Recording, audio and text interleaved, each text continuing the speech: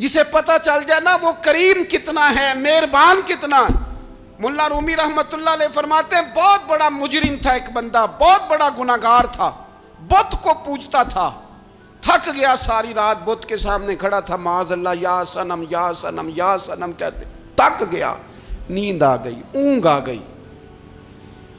جب پوری طرح نیند آ گئی اور دماغ پہ نیند قبضہ کرنے لگی تو اس کے منہ سے نکل گیا، صنم صنم کہہ رہا تھا نا، نکل گیا یا صمد، او بے نیاز مالک۔ رب کریم نے فرشتوں سے فرمایا دوڑ کے جاؤ، جو کہتا ہے اسے دے دو۔ فرشتے کہنے لگے مالک وہ تو بت کو پکار رہا تھا، اس نے تو غلطی سے نام لیا ہے۔ فرمایا مجھے نہیں پتا، لیکن دیکھو نا اس نے مجھے پکارا تو ہے نا، کتنی دیر سے جھوٹے کو پکار رہا تھا، اس کا معاملہ حل نہیں ہوا، اب اگر سچے کو پکارنے پہ بھی حل نہ ہوا تو فرق کیا رہ جائے گا؟ دے دو جو مانگتا ہے، دے دو۔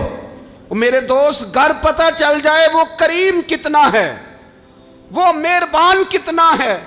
میرے رسول پاک علیہ الصلوۃ والسلام نے تو فرمایا تیری آنکھ سے اگر اس کے خوف سے اتنا آنسو بھی نکل گیا جتنا مچھر کا پر ہوتا ہے، تو جس طرح بھینس کے تھنوں سے نکلا ہوا دودھ واپس تھنوں میں نہیں نہ جاتا، جو اتنا بھی روئے نہ روئے اللہ کے خوف سے، وہ بندہ دوزخ میں نہیں جائے گا۔ تھوڑی دیر کے لیے ڈر جائے اپنے رب سے، آئے تو صحیح۔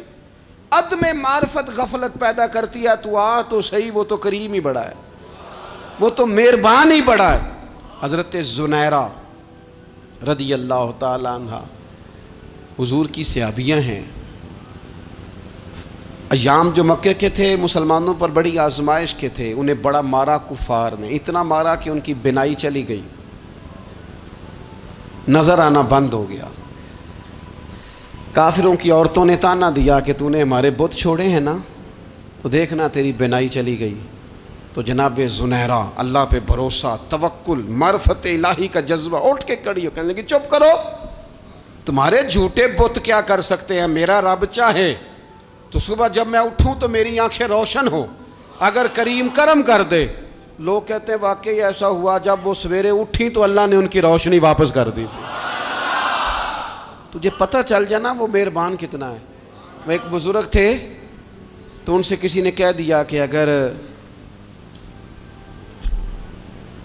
آپ کا حساب آپ کے ماں باپ کے ذمہ ہو جائے تو پھر کیسا، پوچھنے کے لیے قیامت میں اگر ماں باپ حساب لیں تو پھر کیسا۔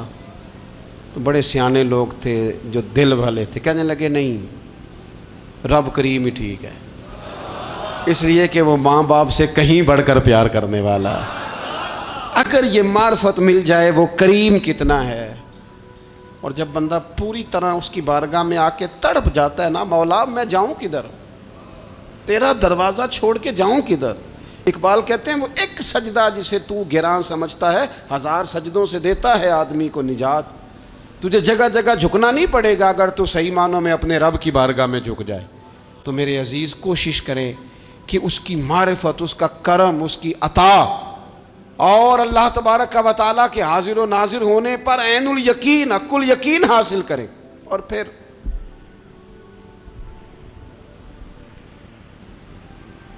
آٹھویں بات یہ ہے کہ غافل لوگوں کی صحبت بھی بندے کو غافل کر دیتی ہے۔ غافلوں کی صحبت میں نہ بیٹھیں، ان کی صحبت میں بیٹھیں جن کے پاس بیٹھنے سے دل میں رب رسول کی محبت پیدا ہوتی ہے۔ غافلوں سے بچیں۔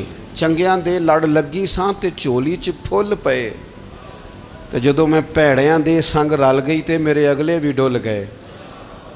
برے آدمی کی صحبت بندے کو غافل کر دیتی۔ غافلوں کی صحبت میں کبھی نہ بیٹھیں، کبھی نہیں۔ غافل آدمی آپ کو غافل کر دے گا۔ میرے نبی پاک علیہ الصلوۃ والسلام نے فرمایا انسان اپنے دوست کے مذہب پر ہوتا ہے۔ یہ بہت بڑے لفظ ہیں۔ فرمایا المرء علی دین خلیلہ، انسان اپنے دوست کے مذہب پر ہوتا ہے۔ تو دیکھ تو نے دوست کس کو بنایا ہے، جو تیرے دوست کا مذہب ہوگا وہی تیرا ہو جائے گا۔ ہم نے دوست بنایا نا غوث پاک جیلانی کو،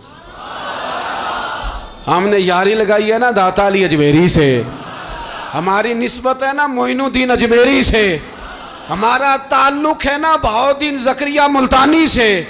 ہمارا رشتہ ہے نا حضرت مجدد الفسانی سے، ہم ماننے والے ہیں نا اعلیٰ حضرت بریلوی کے.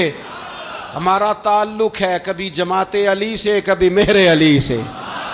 ہمارا ان سے تعلق ہے تو صبح شام ہماری زبان پہ رہتا ہے بالغ العلا بکمالہ کشف الدجی بجمالہ حسنت جمیع خصالہ صلو علیہ وآلہ. ان سے تعلق جڑا ہے نا تو کئی دفعہ تنہائیاں تڑپا دیتی ہیں اور تڑپ کے کہتے ہیں اج سکھ متران دی ودھیری ہے. اج سکھ متران دی، سکھ کہتے ہیں اڈیق کو، متر کہتے ہیں محبوب کو. اج سکھ متران دی ودھیری ہے. اے کیوں دلڑی اداس گھنیری ہے، لوں لوں وچ شوق چنگیری ہے. اج نینا لائیاں کیوں جھڑیاں، سبحان اللہ سبحان اللہ سبحان اللہ. پہلے کہتے ہیں سکھ متران دی ودھیری ہے یعنی اداس ہوں، پھر حضور کے جلووں پہ نظر کرتے ہیں، کہتے ہیں سبحان اللہ سبحان اللہ. ماں اجمل کا، ماں احسانہ کا، ماں اکمل کا، اور پھر فوراً کہنے لگے او کتھے مہر علی، او کتھے مہر علی، کتھے مہر علی تے کتھے تیری سنا. اب ویکھو مشتاق اکھیں کتھے جاڑیاں بلغ العلا بے کمال کشف الدجی بے. اور میرے اعلیٰ حضرت کہنے لگے سرور کہوں کہ مالک و مولا کہوں تو، باغ خلیل کا گلے زیبا کہوں تجھے، تیرے تو وصف عیب تناہی سے ہیں بری، حیران ہوں میرے شاہ میں کیا کیا کہوں تجھے. غافل آدمی کی علامت ہے برے لوگوں کی صحبت میں. خبردار ان کے پاس نہ بیٹھنا جن کے پاس بیٹھنے سے تمہارے دلوں میں اولیاء اللہ، اللہ کے بندوں کی عداوت پیدا ہو. خبردار خبردار ان کے پاس نہ بیٹھنا جن کے پاس بیٹھنے سے تمہارے دلوں میں حضور کی اولاد پاک کے بارے میں شک پیدا ہو. خبردار اس شخص کے پاس نہ بیٹھنا جو امام حسین ابن علی کے بارے میں کوئی کمزور بات کرتا ہو، بچنا. خبردار اس سے بچنا جو حضور کے صحابہ کے بارے میں بات کرے، بچنا اس سے. جو سیدنا ابو بکر صدیق کے بارے میں کوئی،